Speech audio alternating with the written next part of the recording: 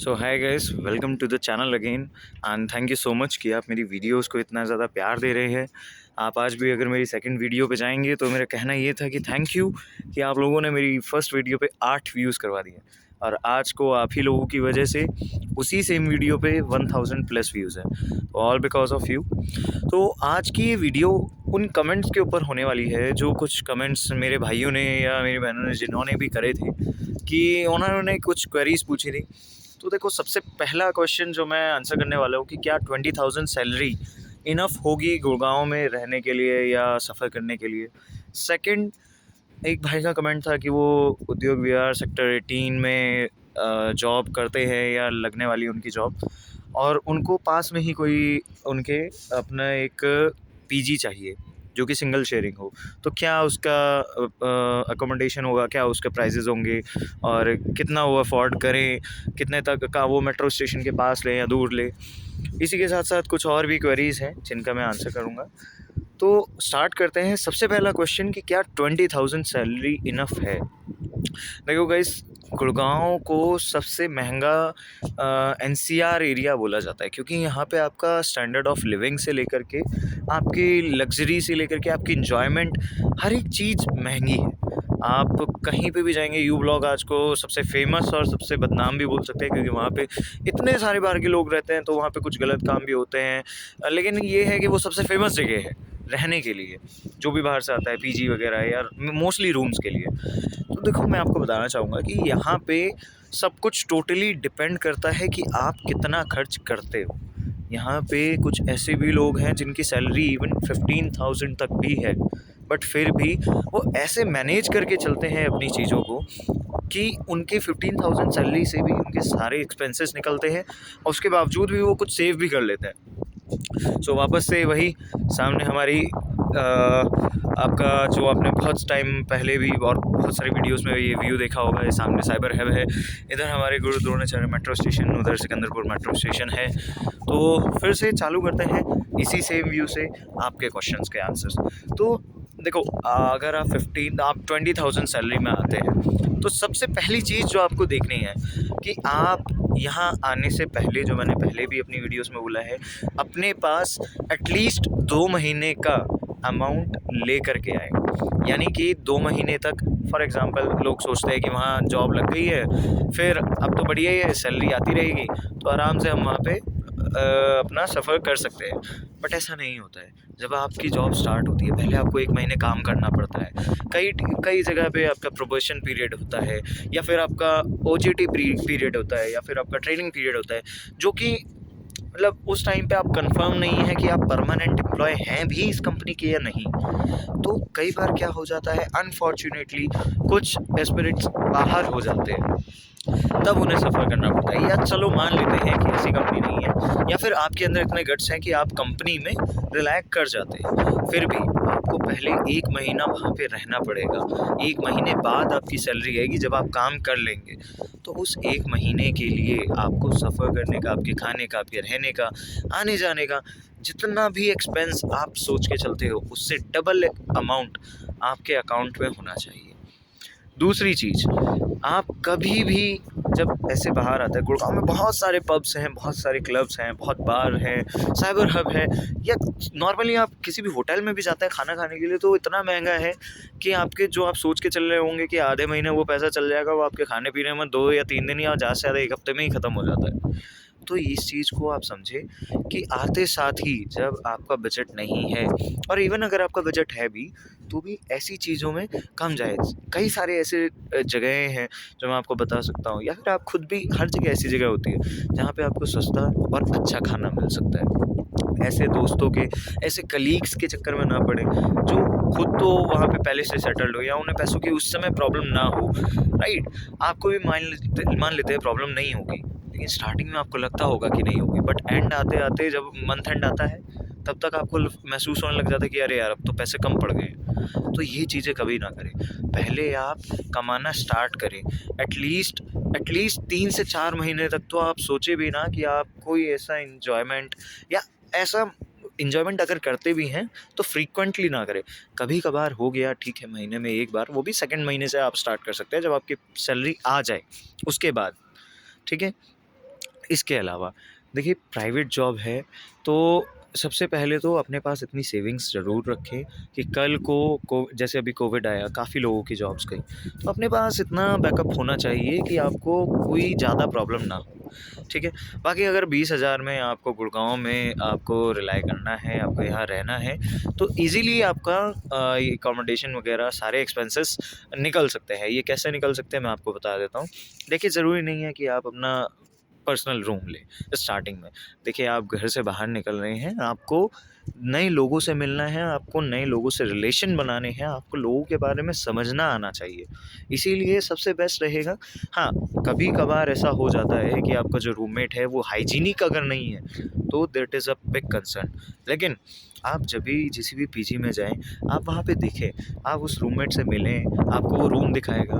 अगर आपको सही लगता है तो कोई हर्जा नहीं है कि आप ट्रिपल शेयरिंग या डबल शेयरिंग में रहें। और ट्रिपल शेयरिंग में रहते तो आपका 5 ही हज़ार में काम हो जाएगा, लेकिन मान लो आप डबल शेयरिंग में भी रहते हैं तो 6,000 रुपये में आपका खाना, रहना, ये दोनों चीज़ें हो जाएंगी, ठीक है।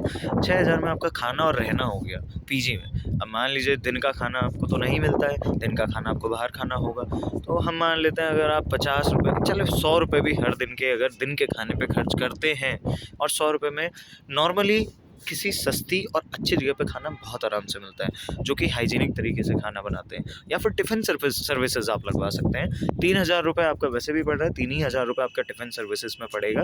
अब वो आपका दिन का खाना जो है आपको डिलीवर कर दिया करेंगे।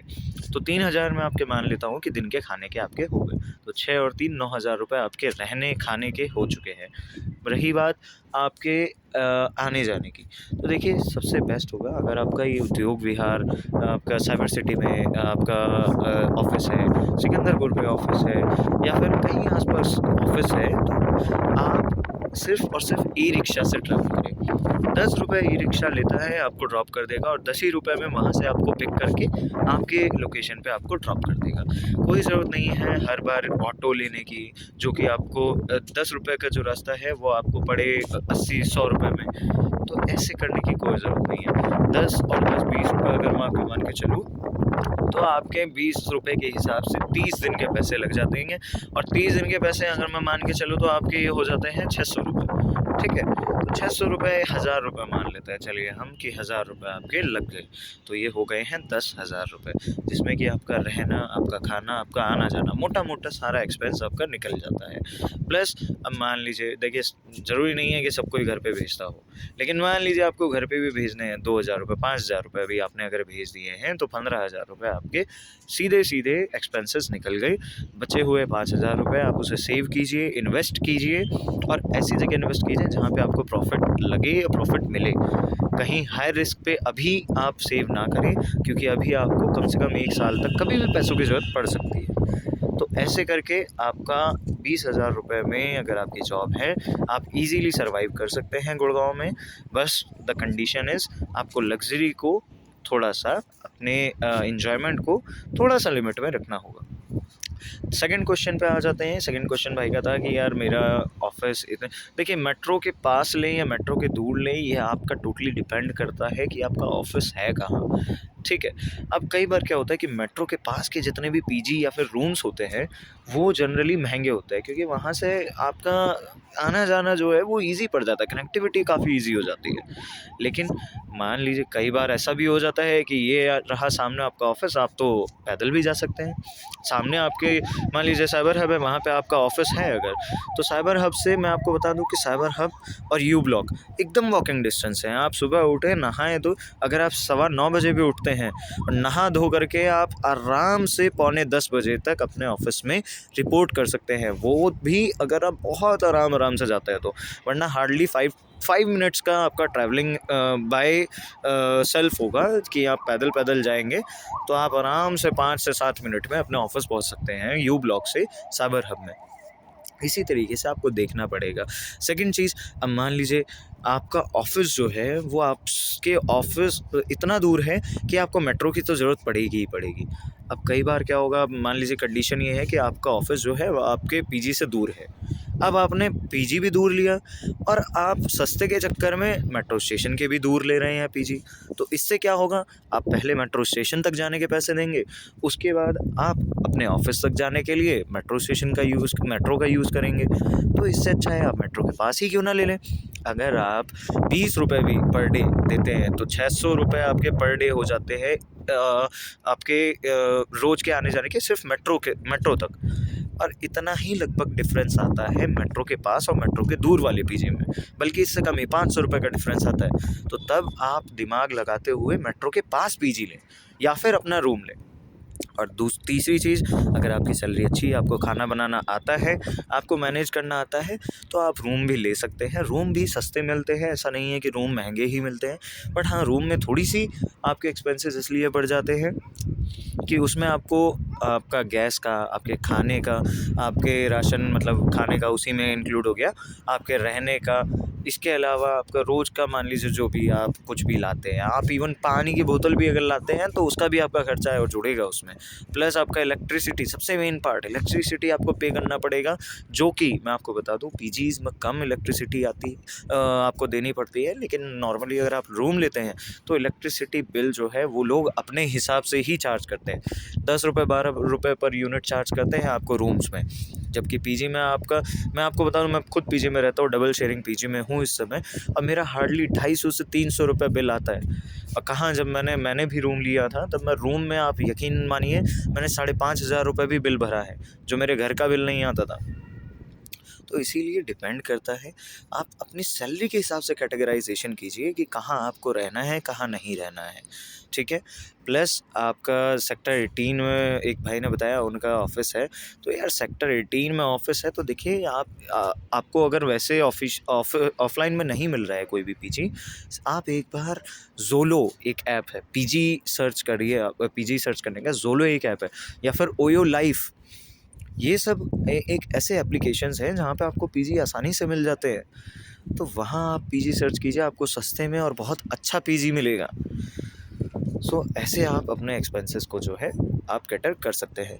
और मैंने कोशिश करी ये वीडियो को थोड़ा छोटा बनाने की, क्योंकि वीडियोस काफ़ी लंबे हो रहे थे। बाकी आपके अगर कोई भी क्वेश्चंस हैं, कोई भी क्वेरी है गुड़गांव में सर्वाइव करने के लिए या फिर एंजॉयमेंट के लिए कहीं पे भी, तो आप बताइए, आपका भाई है, मैं जाऊँगा और वहाँ का व्लॉग बना के या फिर वहाँ की इन्फॉर्मेशन आपको ज़रूर प्रोवाइड की जाएगी। थैंक यू सो मच इतना प्यार देने के लिए, और अगर अच्छा लगा हो तो लाइक सब्सक्राइब कर दीजिएगा। वैसे मैंने आज तक नहीं बोला है अभी अपनी किसी वीडियो में, या बोला भी हो तो मुझे याद नहीं, बट हाँ, सब्सक्राइब या लाइक तभी कीजिएगा जब आपको अच्छा लगे। बाकी मेरा मेन मोटिव आपको इन्फॉर्मेशन देना ही है। Thank you so much, stay tuned, फिर मिलते हैं अगली वीडियो में।